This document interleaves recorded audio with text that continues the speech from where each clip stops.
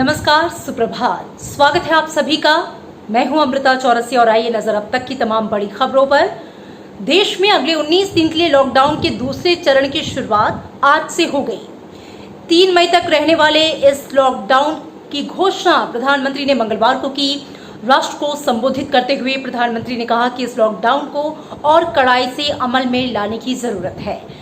प्रधानमंत्री ने कहा कि सभी राज्यों और विशेषज्ञों से राय लेने के बाद लॉकडाउन बढ़ाने का निर्णय लिया गया है। उन्होंने कहा कि एकीकृत और समग्र दृष्टिकोण अपनाने से भारत को मौजूदा परिस्थितियों से अच्छी तरह निपटने में मदद मिली है। सभी हॉटस्पॉट इलाकों में अधिक सतर्कता बरती जाएगी ताकि कोविड-19 का संक्रमण नए क्षेत्रों में न फैले। प्रधानमंत्री ने कहा कि 20 अप्रैल तक हॉटस्पॉट के प्रबंधन और लॉकडाउन नियमों का पालन करने के लिए सभी राज्यों, जिलों और क्षेत्रों पर कड़ी नजर रखी जाएगी। प्रधानमंत्री ने कहा कि भारत कोरोना वायरस के खिलाफ अपनी लड़ाई को मजबूती से लड़ रहा है।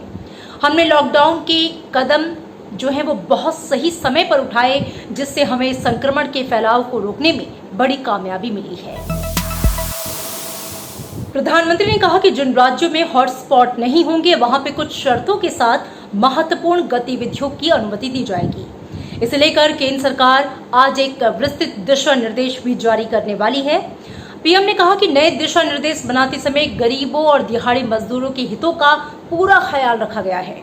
प्रधानमंत्री ने लोगों से 7 अहम बातों का ख्याल रखने की अपील की, जिसमें घर के बुजुर्गों और पुरानी बीमारी से ग्रसित लोगों का विशेष ध्यान रखने की बात कही गई है। प्रधानमंत्री ने कहा कि लॉकडाउन और सामाजिक दूरी का पालन करें और घर में बने फेस कवर या मास्क का इस्तेमाल करें। उन्होंने Aarogya Setu mobile app download करने की बात कही और दूसरों को इस ऐप को डाउनलोड करने के लिए प्रेरित करने को कहा। उन्होंने कहा कि गरीब परिवारों की देखरेख के साथ ही कोरोना योद्धाओं का सम्मान करें। ये देश के सच्चे सिपाही हैं। केंद्रीय कैबिनेट की आज शाम अहम बैठक बुलाई गई है। बैठक में कुछ सेक्टर्स को छूट देने पर चर्चा होने की उम्मीद है। प्रधानमंत्री ने कल राष्ट्र के नाम अपने संबोधन में नई गाइडलाइन जारी करने की बात कही है। कैबिनेट बैठक में इस पर भी चर्चा होने की संभावना जताई जा रही है।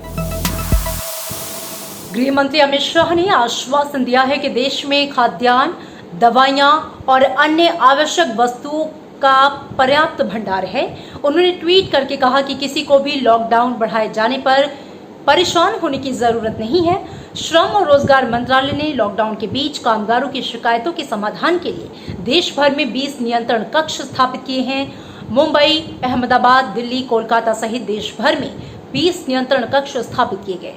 इन नियंत्रण कक्षों का उद्देश्य कामगारों की मजदूरी संबंधी शिकायतों का समाधान करना और राज्य सरकारों के सहयोग से प्रवासी कामगारों की परेशानियां दूर करना है। देश में कोरोना वायरस से संक्रमित लोगों की जो संख्या है वो 10,815 हो चुकी है।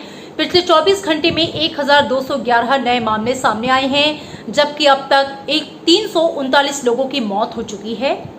अब तक 1,036 लोग ऐसे भी हैं जो कि स्वस्थ होकर घर को लौटे हैं और एक दिन में 179 लोग संक्रमण से मुक्त हुए हैं। स्वास्थ्य मंत्रालय ने बताया कि देश के हर हिस्से में दवा पहुंचाने का काम तेजी के साथ किया जा रहा है, खास तौर पर पूर्वोत्तर के राज्यों में। आईसीएमआर के मुताबिक अब तक देश में 2,31,902 टेस्ट हो चुके हैं।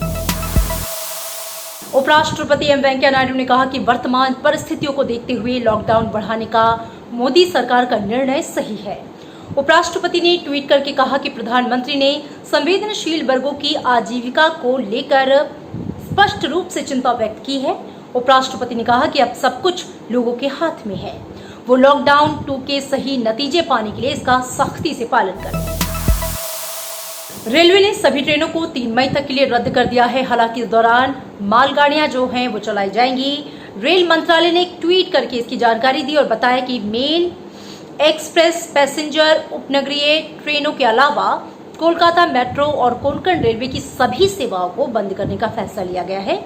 वहीं नागरिक उड्डयन ने सभी घरेलू और अंतर्राष्ट्रीय उड़ानों को निलंबित करने का ऐलान किया है। और देश भर में गेहूं की सरकारी खरीद आज से शुरू हो जाएगी। सरकार ने कोरोना वायरस के फैलने पर रोक लगाने के लिए खरीद केंद्रों पर सुरक्षित दूरी बनाए रखने की शर्त लागू की है। इस साल बेमौसम बारिश और ओलावृष्टि के बावजूद रबी की फसल में बम्पर पैदावार हुई है। तो इन तमाम खबरों के साथ इस अपडेट्स में इतना ही, और इस उम्मीद के साथ कि हम जल्द ही इस मुश्किल घड़ी से बाहर निकलेंगे। अगले अपडेट्स में आपसे होगी मुलाकात। मुझे दीजिए इजाजत। नमस्कार।